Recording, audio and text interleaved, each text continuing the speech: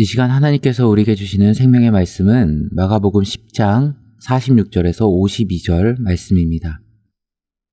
하나님의 말씀을 봉독하겠습니다.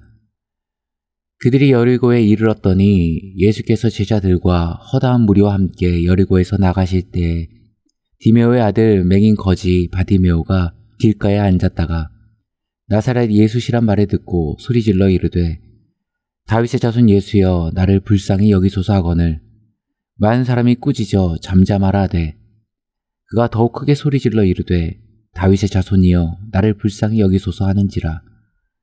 예수께서 머물러 서서 그를 부르라 하시니 그들이 그 맹인을 부르며 이르되 안심하고 일어나라 그가 너를 부르신다 하매 맹인이 겉옷을 내버리고 뛰어 일어나 예수께 나아오거늘 예수께서 말씀하여 이르시되 내게 무엇을 하여 주기를 원하느냐. 맹인이 이르되 선생님이여 보기를 원하나이다.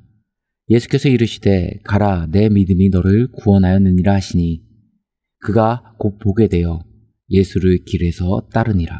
아멘. 오늘은 익숙함의 자리에서 떠나라 라는 제목으로 하나님 말씀 증거하도록 하겠습니다. 미국 최대의 근대 자본가라고 평가되는 철강한 앤드류 카네기는 이런 말을 남겼습니다. 누구든지 좋은 기회가 없었던 건 아니다. 다만 그것을 적시에 포착할 수 없었을 뿐이다. 실제로 우리가 인생을 살다 보면 기회라는 것이 항상 있는 게 아니고 또 자주 오는 게 아닙니다. 오늘 우리가 함께 읽은 이 본문의 상황을 보게 되면 예수께서 여리고성을 지나시는데 이게 예수님의 사역 여정 가운데 마지막으로 여리고를 지나가는 여정입니다. 지금 여리고성을 지나 예루살렘에 가셨고 그 이후로는 십자가에 못 박혀 죽으십니다. 그러니까 바디메오가 지금 이 기회를 놓쳤다 그러면 바디메오 평생에 눈뜰 기회를 얻지 못했을 겁니다. 그런 의미에서 바디메오는 자신에게 온 기회를 잘 붙든 사람이었습니다. 오늘 성경 46절은 그가 어떤 사람인지를 우리에게 소개해 주는데 46절 보시면 그들이 여리고에 이르렀을 때 예수께서 제자들과 허다한 무리와 함께 여리고에서 나가실 때에 디메오의 아들인 맹인거지 바디메오가 길가에 앉았다가 그는 맹인이었고 거지였습니다.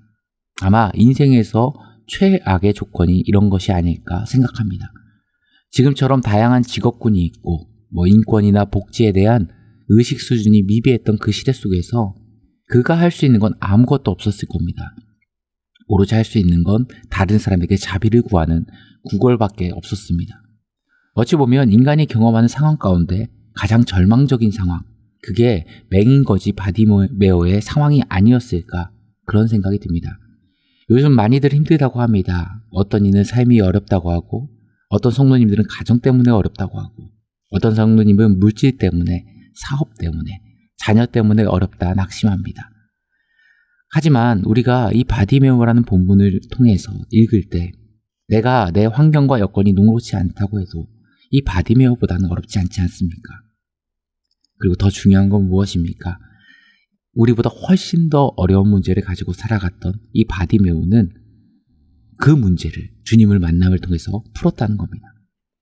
바꿔 얘기하면 지금 우리가 경험하고 있는 나의 삶의 문제들 주님 앞에 부르짖고 나아가면 다 풀릴 수 있다라는 겁니다. 이 바디메오가 어떻게 이 문제를 풀어갔는가?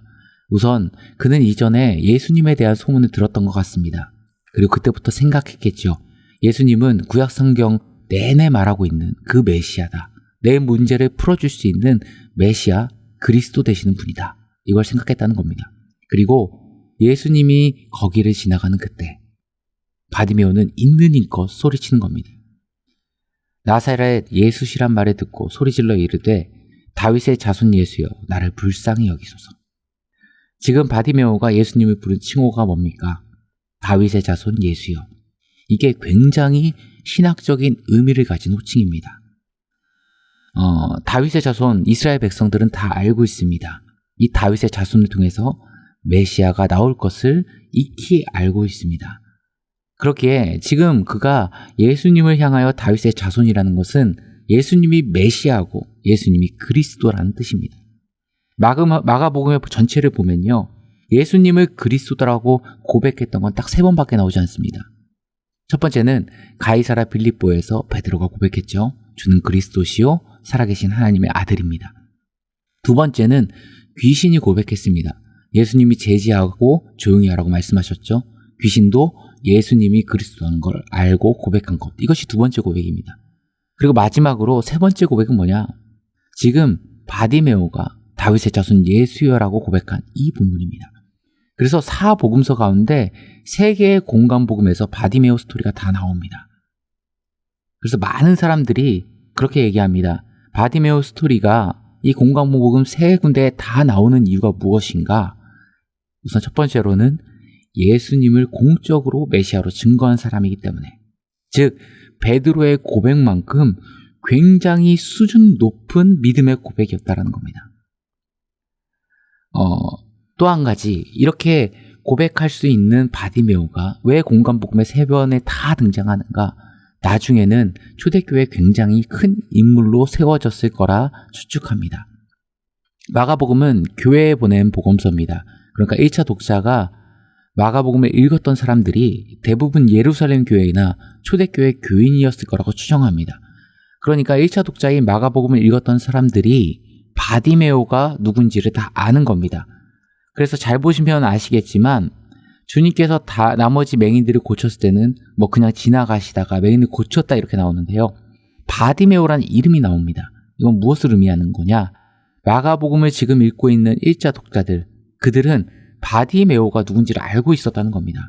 초대교인이라면 누구나 다 알만한, 초대교회에서 주님의 은혜를 직접 경험한 살아있는 간증자, 큰 인물로 세워졌다는 겁니다. 그리고 눈 뜨고 난 다음에는 하나님의 교회에 충성을 다했던 인물이었습니다. 그럼 그가 주님을 예시아로 고백하며 선포하고 있는 겁니다. 그리고 그 고백이 우리 주님의 마음을 기쁘게 했다는 겁니다. 우리가 바디메오에게 배워야 할 것을 이 시간 한 가지만 나누자면, 바디메오가 가장 잘한 건 뭐겠습니까? 자신의 익숙함의 자리를 포기하고 새로운 자리로 옮겼다는 겁니다. 그에게 가장 익숙한 자리는 어디입니까? 구걸의 자리죠. 바디메오에게는 그 자리만큼 익숙하고 편한 자리가 어디 있겠습니까? 그렇다고 그 익숙함의 자리에만 머물면 뭐밖에 안 됩니까? 평생 거지로밖에 살 수 없는 겁니다. 그러니까 내가 거지가 아닌, 내가 조금 달라진 삶을 살기 위하면 전혀 익숙하지 않은 곳으로 나아가야 되는 거죠. 그러면 초반에 불편함 당연한 겁니다. 그 불편함이 어느 순간 내 자리처럼 익숙해져야 우리의 신분이 바뀌는 겁니다. 하나님은 우리를 자녀로 부르셨죠. 그러면 조금 불편하더라도 하나님의 자녀됨의 자리로 나아가야 되겠죠.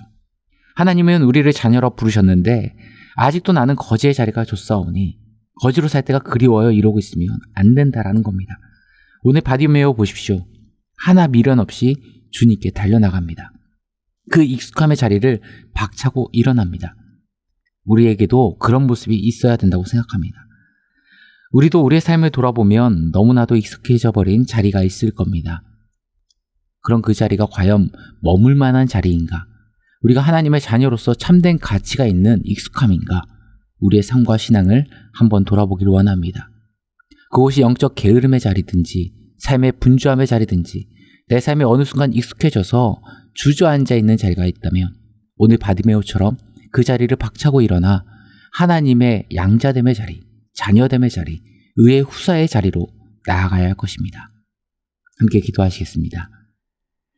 참 좋으신 하나님 아버지, 오늘 우리 삶과 신앙 가운데 익숙함으로 고착되어 버린 그런 모습은 없는지, 나의 안일함과 게으름으로 안주하고 있는 신앙의 자리는 없는지 우리 스스로의 모습을 다시금 성찰하며 돌아보게 하시고 다시금 바디메오와 같이 익숙함의 자리가 아닌 주님 곁으로 자리를 박차고 일어나 자녀됨의 자리를 사수하는 주의 백성들 되게 하여 주옵소서.